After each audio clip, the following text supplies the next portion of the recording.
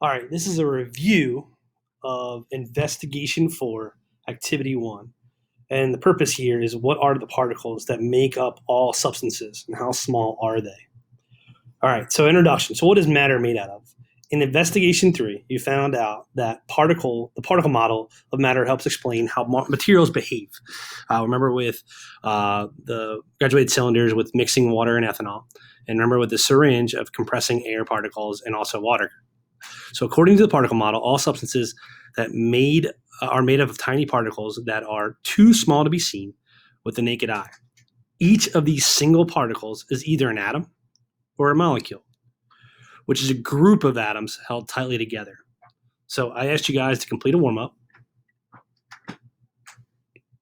All right, and think about what an atom looks like. All right. So I wanted you just to kind of, what are your thoughts? What are your first initial thoughts of what do you think an atom would look like? As we go through, you can see guys have several different models. I've given you some feedback, but not bad looking at some different ideas of what you believe an atom would look like. At the end of this investigation, you will have a true understanding of what atoms truly do look like and all the parts and components to an atom. Task 3. So looking at the slideshow, as we look at the investigation for activity 1, looking at the history of the atom. All right, we said the small particles that make up substances are either individual atoms or molecules. As shown in the figure below, the particles that make up a chunk of carbon are individual carbon atoms. I'll show you the picture next. The particles that make up water and ethanol are molecules. So each water molecule is shown in the figure is formed as a group of atoms. So you can see this is carbon, so a solid element. So it only has one type of atom, one type of particle.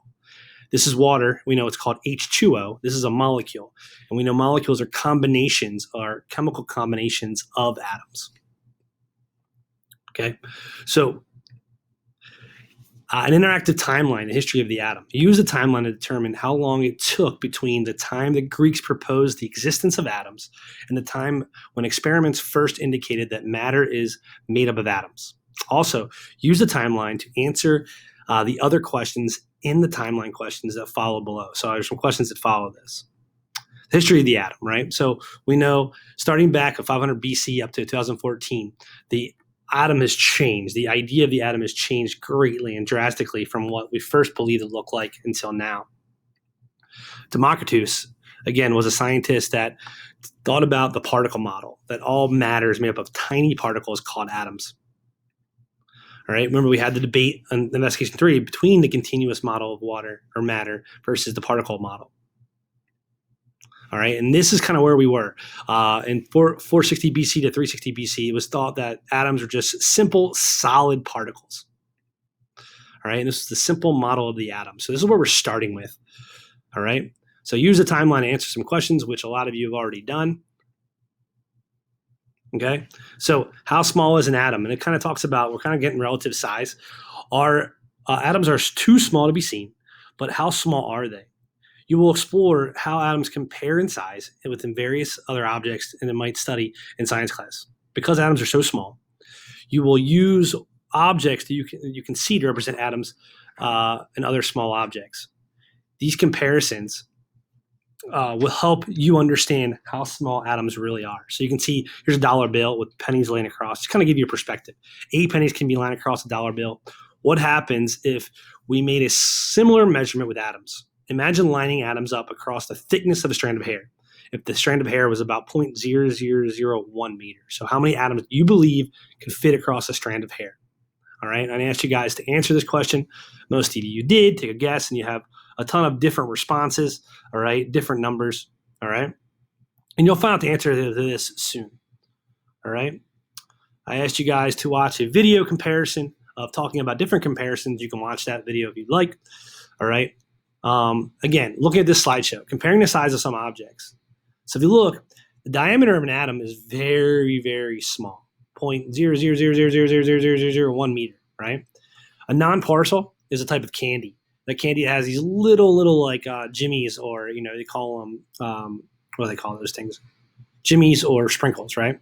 So if they are about 0.001 in diameter, all right, for this activity, a non-particle will represent the atom. So one of these little dots is going to represent the atom for size comparison. And you can see that's 0.001 or 1 millimeter. All right. So while DNA is quite long, its diameter is approximately, and that tells you what the distance is. So if an atom were as big as a non-particle, the diameter of a strand of DNA would be about as wide as the diameter of a wooden rod. All right. So trying to give you some size comparison. Of viruses. Viruses are very small. There's the size of a virus. So if an atom were as big as a non-particle, a virus would be as big as a beach ball. Here's a red blood cell. Red blood cells are very small as well. All right, now if that's a red blood cell, right? It says if an atom were still as big as a non-particle, a red blood cell would be about the diameter of about 16 meters. That's about half a football field or a little more. All right, so a strand of hair is approximately 0.0001 meters. Now, if an atom were as big as a non-particle, a strand of hair would be about 10 football fields across. That's a very large comparison. Okay, so I asked you to answer some questions. You can imagine you can fit a lot of atoms on a strand of hair.